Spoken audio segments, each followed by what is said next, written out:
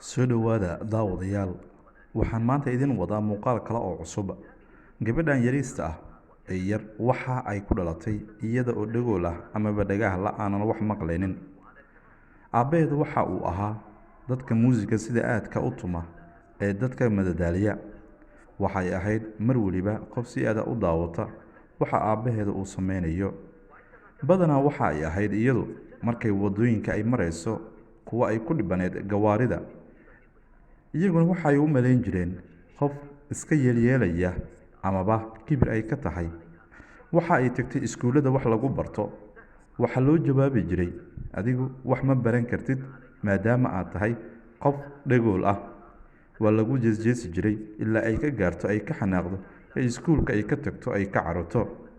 Waxa ay gashay fikir iyo sidii nolosheeda ay u horumarin lahayd, taa oo ay dadka badankooda ay dacaayado iyo sidoo kale niyad-jab ay ku ridi jireen. Maalintii dambe waxa ay timid goob aabbaheedu muusiga uu ku garaaco oo dadku ay si aad ah u soo buux dhaafiyaan. Markii ay dadku ay kala tageen, waxaa soo fiiriyey aabbaheedii. Gabadhiisii markii uu arkay waxa uu su'aal ka weydiiyey haddii ay tagtay goobtii tababarka ee muusiga lagu baranayay.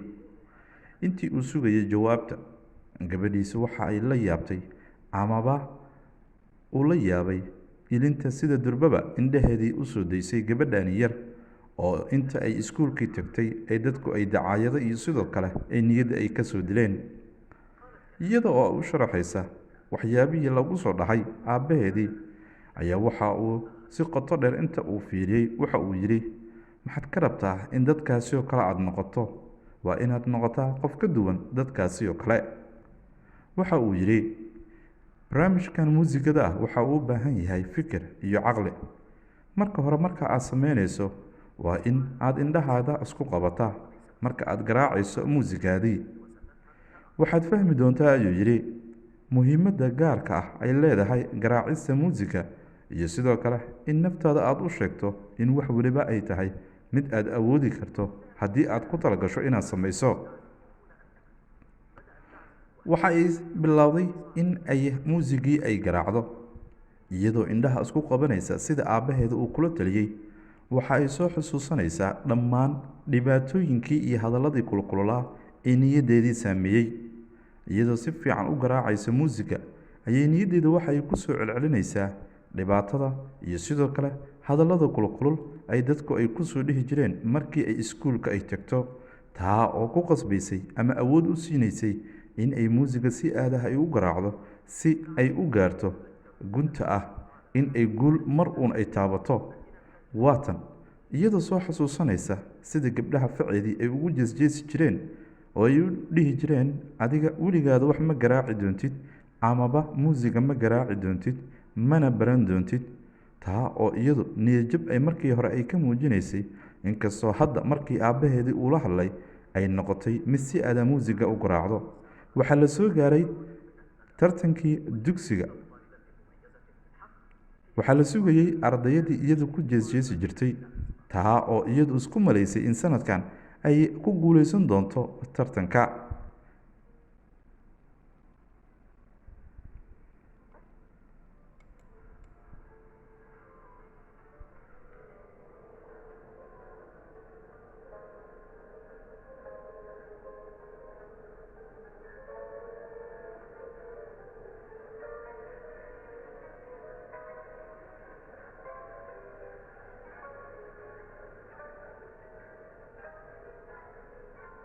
والجميع كان منبهرا بها ولكن للحظة دخل Dhammaan dadku dhan waxay u malaynayeen in iyadu ay guuleysan doonto, balse si lama filaan ah ayaa masraxii waxa u soo galay nin isagu hadlaya oo ninkii kale xiriiriyaha barnaamijka u sheegaya in hal gabar ay harsan tahay. Gabadhaasi oo ah gabadhii dhagoosha ahayd amaba dhagaha aanan wax ka maqlin.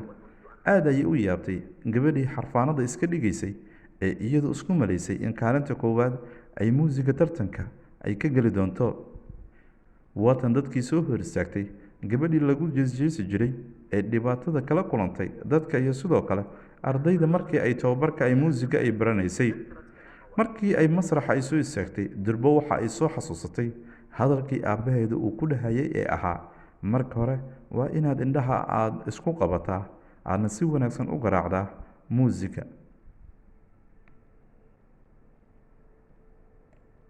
وعندما أغلقت عينيها عزفت بطريقة رهيبة جدا.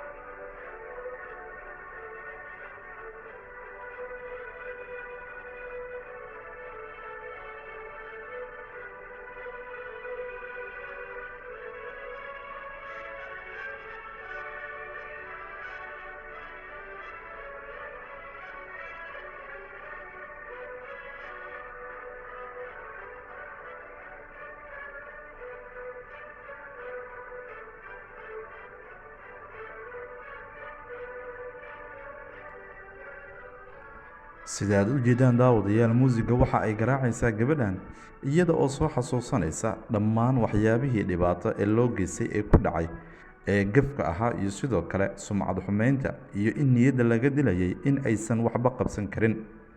waad u jeedaan sida ay muusiga ay u garaacayso. daawadayaasha masraxa jooga dhammaantood waxaa ka soo haray oo keliya aamusnaan iyo eegmo ay gabadhani sida la yaab kale muusiga u garaacaysa in ay daawadaan, iyaduse ma joogto oo waxa ay niyaddeedu ay jirtaa sida loo dhibaateynayay. dhammaan dadkii waa la wada aamusay, natiijada ayaa la wada sugayaa. dadka qaarkood iyaga ayaa isku mashquulay oo isdedayay. guddigii aamusnaan iyo fajac ayaa ka soo haray sida gabadhani ay wax ay u garaacday. وفجأة وقف الجميع si lama filaan ah waxa uu istaagay odaygan oo u bilaabay in uu u sacabtumo gabadha taa oo ay markii dambe dhammaan dadkii oo dhan ay u istaageen.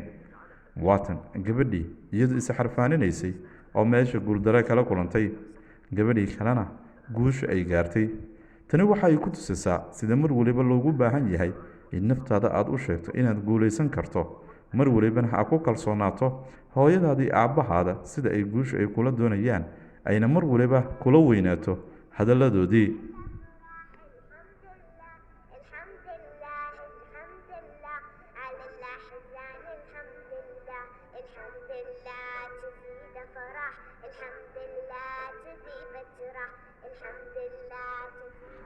daawadayaal, halkaasi ayaan muuqaalka kusoo gabagabaynaynaa. fadlan haddii aad ka mid tahay kuwa ku cusub muuqaalkan ama janalkeeni, fadlan subscribe nagu taageer, like garay, share garay, commentina ka bixi.